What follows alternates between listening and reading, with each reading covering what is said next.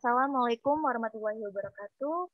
Kami dari kelompok NKRI yang beranggotakan Rindi Teranovia, Hairunisa Nandita Safira, Safi Arfiansyah, Giana Nifayara, Farel Benedis, Patricia Roselin, Nabil Dafadi Tama, dan Dias Nathan Dahlan akan mempresentasikan isi artikel kami yang berjudul Akses Kesehatan Masyarakat Indonesia. Kesehatan Indonesia belum membaik setelah lebih dari 60 tahun merdeka. Menurut Organisasi Kesehatan Dunia, konstitusi pemerintah akan jauh lebih besar dalam mengembangkan sektor kesehatan untuk meningkatkan kesehatan Indonesia. Padahal, hak atas kesehatan mendapat jaminan konstitusional dari Undang-Undang Dasar Negara Republik Indonesia tahun 1945. Program pemerintah sangat serius dalam memajukan kesehatan dan kesejahteraan rakyat ini, makanan sehat, sandang, perumahan, dan pemeliharaan kesehatan. Itulah mengapa Konstitusi Organisasi Kesehatan Dunia mengeluarkan gagasan tentang hak atas kesehatan sebagai hak asasi manusia, terus berkembang baik dalam hukum nasional maupun internasional. Aktualisasi nilai-nilai Pancasila dalam bidang kesehatan, politik dan strategi nasional, atau Poltranas. Politik berasal dari bahasa Yunani, yaitu polis aia. Polis yang berarti kesatuan masyarakat untuk mengurus diri sendiri atau berdiri sendiri atau negara. Sedangkan taya berarti urusan. Strategi merupakan cara untuk mendapatkan kemenangan atau pencapaian suatu tujuan. Strategi nasional merupakan cara untuk melaksanakan politik nasional untuk menggapai sasaran dan tujuan yang telah ditetapkan oleh politik nasional. Demokrasi. Demokrasi dalam pengertian formal merupakan demokrasi yang tampak menurut bentuknya. Pemerintahan dalam pengertian ini pada dasarnya tidak terdapat perbedaan di tengah negara-negara yang melaksanakannya. Namun dapat dijumpai dalam berbagai bentuk versi. Hak asasi manusia.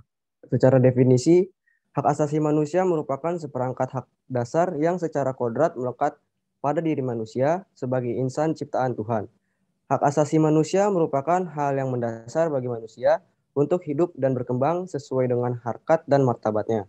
Dengan demikian, hak asasi manusia sebagai hak dasar kodrati harus dilindungi, dihormati, dipertahankan, dan tidak boleh diabaikan, dikurangi atau dirampas oleh siapapun, demi kehormatan serta perlindungan harkat dan martabat manusia. Secara global, kesehatan sebagai hak asasi manusia dinyatakan pada Konstitusi WHO atau World Health Organization yang ditetapkan pada tahun 1946 pada alinea kedua Mukadimah Konstitusi WHO disebutkan bahwa mendapatkan derajat kesehatan yang setinggi-tingginya merupakan hak fundamental setiap orang, tanpa membedakan ras, agama, gender, pandangan politik, dan kondisi ekonomi atau sosial. Berdasarkan Deklarasi Universal Hak Asasi Manusia, terdapat dua kelompok besar hak asasi manusia, yaitu yang menyangkut hak sipil serta politik atau SISPOL, dan yang menyangkut hak ekonomi, sosial serta budaya atau ECOSOP. Mengenai hak asasi manusia di bidang ECOSOP selanjutnya, pada sidang PBB di tahun 1966 ditetapkan Kovenan Internasional tentang hak ekonomi, sosial, dan budaya. Pada pasal 2 Kovenan tersebut dinyatakan mengenai hak setiap orang untuk mendapatkan standar kesehatan fisik dan mental yang setinggi-tingginya. Kemudian masuk ke anti korupsi. Menurut perspektif hukum, definisi korupsi secara gamblang telah dijelaskan dalam 13 buah pasal dalam UU nomor 31 tahun 1999 yang telah diubah dengan UU nomor 20 tahun 2001 tentang pemberantasan tindak pidana korupsi. Kasus korupsi di Indonesia masih terus terjadi. Berdasarkan Indeks Persepsi Korupsi 2021, Indonesia berada di peringkat 96 dari 180 negara. Sementara itu, berdasarkan survei dari Badan Pusat Statistik atau BPS, di tahun 2021, indeks perilaku anti korupsi berada di kisaran 3,88%. Setidaknya ada 140.000 kematian anak yang berkaitan erat dengan korupsi. Namun sayangnya, korupsi dalam bidang kesehatan kerap kali tidak dipedulikan. Upaya pencegahan korupsi di sektor kesehatan amat penting dan mendesak, karena dampak yang ditimbulkan oleh tindak korupsi jauh lebih luas dibandingkan bidang lain.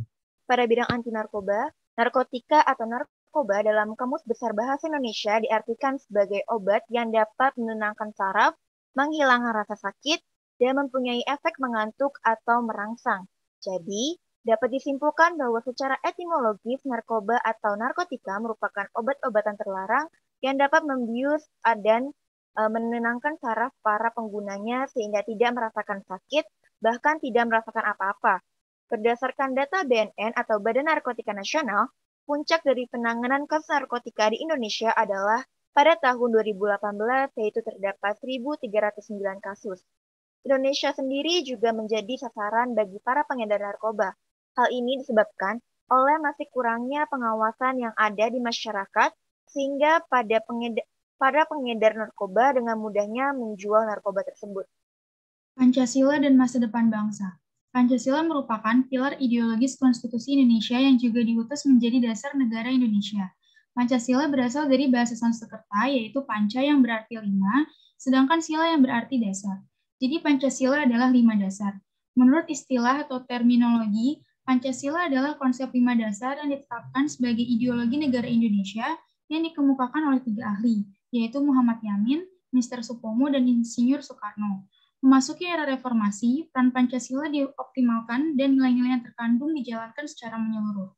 Beberapa pasal, kebijakan, serta peraturan negara yang dianggap bertolak belakang atau tidak sejalan dengan Pancasila, maka harus dengan cepat dan sigap untuk dihapuskan.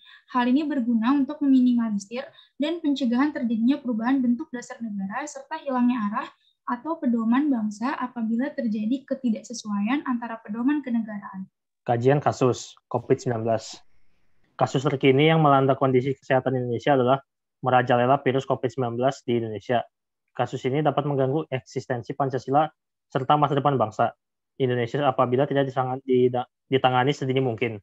Sebagai negara yang berdaulat, Indonesia memiliki kewajiban untuk memberikan akses kesehatan maksimal guna meminimalisir korban jiwa dari pandemi COVID-19. Ini dan guna memberantas virus COVID-19 dan dari seluruh masyarakat Indonesia. Hal ini tentu bukanlah hal yang mudah dilakukan oleh setiap pihak yang terkait terutama tenaga kesehatan. Namun jika hal ini tidak ditangani secara sigap, maka akan merusak tatanan masa depan bangsa. Salah satunya adalah berkurangnya generasi emas penerus bangsa, karena mempengaruhi beberapa aspek kehidupan diantaranya ketidakefektifan belajar mengajar, merajalelanya virus, hingga menyusutnya perekonomian. Menyikapi hal ini, pemerintah menghimbau setiap masyarakat untuk tidak panik. Selalu menggunakan masker yang bersertifikat sesuai dengan aturan, yaitu masker berlapis 3 filter, 3 filter ply, selalu menjaga jarak, mencuci tangan menggunakan sabun dan atau menggunakan hand sanitizer. Pemerintah turut serta dalam pemberhentian aktivitas yang intens sehari-hari dan menerapkan PSBB, WFH, serta PJJ. Pemerintah juga menutup setiap taman hiburan, mall, tempat wisata, dan tempat-tempat umum yang lainnya, guna menekan angka kenaikan COVID-19. Upaya pemerintah bersama Kementerian Kesehatan yang menggandeng tenaga kesehatan dengan mengeluarkan regulasi, protokol, dan kebijakan akses kesehatan dengan menyediakan sejumlah rumah sakit besar khusus COVID-19, penyediaan rumah sakit darurat COVID-19, RSDC, Wisma Atlet Kemayoran, hingga penyediaan beberapa hotel yang sengaja disewakan sebagai rawat jalan pasien COVID-19. Hal tersebut berguna untuk menguatkan pelayanan kesehatan dan memaksimalkan upaya pemberantasan COVID-19 di Indonesia. Adapun langkah pemerintah melalui komunitas, yaitu dengan pemberian obat ARV secara gratis bagi ODHA, orang dengan HIV atau AIDS. Himbauan penggunaan telemedicine seperti pengadaan jasa layanan kesehatan melalui website, online application seperti Halodoc, Gomed, Alodokter, dan lainnya. Vaksin. Pemerintah turut mengupayakan pemberian vaksin COVID-19 guna mencegah dan meminimalisir penderita COVID-19 di Indonesia. Pemerintah menyediakan fasilitas vaksinasi dari dosis 1, 2, hingga dosis ketiga. Dalam pelaksanaan vaksinasi COVID-19 diberikan sebanyak 2 kali, yang mencakup dosis 1 dan 2, dengan jarak penyuntikan antara dosis 1 ke dosis 2 yaitu 14 hari hingga 28 hari. Adapun dosis vaksin booster yang diberikan kepada masyarakat dengan jarak waktu minimal 6 bulan setelah penyuntikan vaksin kedua. Segala bentuk dan merek vaksinasi COVID-19 dibebaskan biaya kepada seluruh masyarakat Indonesia tanpa terkecuali. Kaitan kasus pada bidang demokrasi. Kondisi demokrasi di Indonesia sebelum virus COVID-19 menyebar sedang dalam fase ketidakpastian ekonomi, dan hal ini kian semakin parah setelah terdampak oleh virus COVID-19. COVID-19 sendiri juga memiliki potensi sebagai faktor penghambat penerapan prinsip demokrasi dalam kehidupan sehari-hari, berbangsa, serta bernegara. Indonesia mengalami banyak kerugian dan juga hambatan seperti dalam hal sosial, ekonomi, dan budaya. Dalam konteks politik, pandemi COVID-19 telah merubah sebagian besar proses kebijakan yang dilakukan oleh pemerintah. Cara kerja parlemen dalam menjalankan tugas pokok serta fungsinya, pelaksanaan politik pemilihan umum, serta strategi partai dalam mencapai kepentingan politiknya, dan masih banyak lagi. Pandemi COVID-19 semakin memperlihatkan bahwa masyarakat bukan menjadi pihak yang paling diuntungkan oleh demokratisasi dan desentralisasi di Indonesia. Menyikapi hal ini, Presiden Joko Widodo mengambil langkah pasti dengan bekerja sama 3 pihak, yakni China, Korea Selatan, dan Uni Emirat Arab, melalui perusahaan negara atau perusahaan swasta. Kerjasama internasional ini juga kembali mengarah pada kepentingan dalam negeri, yakni penyediaan vaksin untuk melawan COVID-19 setelah diperkirakan dapat digunakan awal tahun 2021. Diplomasi kesehatan Indonesia di era COVID-19 ini menekankan kepada kerjasama internasional untuk memanfaatkan penemuan vaksin oleh negara atau perusahaan asing. Melalui kerjasama inilah Indonesia memiliki peluang memanfaatkan vaksinasi untuk menyelamatkan WNI di dalam negeri mulai tahun 2021. Kaitannya pada hak asasi manusia. Kasus COVID-19 turut membahayakan dan menyerang keberadaan hak asasi manusia. Hal ini dibuktikan karena minimnya ketersediaan pelayanan kesehatan di tengah maraknya korban jiwa faktor COVID-19 ini. Dibukanya rumah sakit rujukan khusus COVID-19 seperti Rumah Sakit Darurat COVID-19, RSDC, dan dibukanya beberapa hotel untuk penyedia layanan rawat inap penderita COVID-19. Kemudian adanya kaitannya dengan anti korupsi. Di era COVID-19 ini, ternyata kasus korupsi turut marak. Berdasarkan Indeks Persepsi Korupsi 2021, Indonesia berada di peringkat 96 dari 180 negara. Sementara itu, berdasarkan survei dari Badan Pusat Statistik atau BPS di tahun 2021, Indeks Perilaku Anti Korupsi berada di kisaran 3,88%. Upaya pencegahan korupsi di sektor kesehatan sangatlah penting dan mendesak. Karena dampak yang ditimbulkan oleh tindakan korupsi di sektor kesehatan jauh lebih luas dibandingkan bidang lain. Sektor kesehatan memiliki karakteristiknya tersendiri yang unik dengan faktor-faktor risiko seperti asimetri distribusi informasi, ketidakpastian mekanisme pasar, dan besarnya pengeluaran publik, serta kompleksitas lainnya yang menyebabkan rawannya tindakan korupsi. Terlebih lagi, sektor kesehatan berkaitan dengan aspek vital kehidupan masyarakat, keadilan, dan pemerataan tanpa mempertimbangkan kondisi dan status finansial individu. Melihat dari dampak negatif yang disebabkan oleh tindakan korupsi, maka diperlukanlah yang namanya pendidikan anti korupsi. Pendidikan anti korupsi sendiri bertujuan untuk membentuk kesadaran pada masyarakat terhadap dampak negatif dari tindakan korupsi. Kaitannya dengan anti narkoba. Badan Narkotika Nasional yang bertugas berkoordinasi dengan instansi pemerintah terkait dengan perumusan kebijakan dan pelaksanaan penanggulangan bahaya narkoba, BNN Yogyakarta telah terdapat program konsep health promotion dalam mencegah penyalahgunaan narkoba yang dirancang untuk menjelaskan pencegahan penyalahgunaan narkoba terutama pada kalangan narkoba. Pada program tersebut terdapat kampanye perilaku sehat, campur tangan pendidikan, dan aktivitas suatu komunitas yang berkaitan dengan model promosi kesehatan. Diharapkan dengan adanya program pencegahan penyalahgunaan narkoba tersebut dapat meningkatkan kualitas kesehatan pada masyarakat maupun negara. Hal tersebut mempermudah para pengedar untuk mempengaruhi para remaja untuk menyalahgunakan narkoba untuk keuntungan pribadinya. Dampak dari penyalahgunaan narkoba itu sendiri akan mengganggu masa perkembangan diri remaja dan juga kesehatan dari remaja tersebut. Hal tersebut akan berpengaruh pada pembangunan kesehatan dan pembangunan suatu negara. Kaitannya dengan Pancasila dan masa depan bangsa. Adapun ancaman globalisasi. Di tengah pandemi COVID-19, Indonesia turut diserang oleh globalisasi yang diikuti dengan perkembangan teknologi. Ternyata membahayakan lingkungan lokal. 2 faktor utama yang mempengaruhi perubahan lingkungan global di Indonesia adalah pertambahan penduduk serta terjadinya globalisasi yang mengakibatkan pertumbuhan sosial ekonomi di Indonesia menjadi meningkat. Perubahan lingkungan lokal diakibatkan karena kegiatan manusia yang menjadi masalah kesehatan di Indonesia. Minimnya ruang hijau dan meningkatnya polusi udara serta peningkatan penduduk menjadikan perkotaan terancam kondisi kesehatannya dalam dunia globalisasi.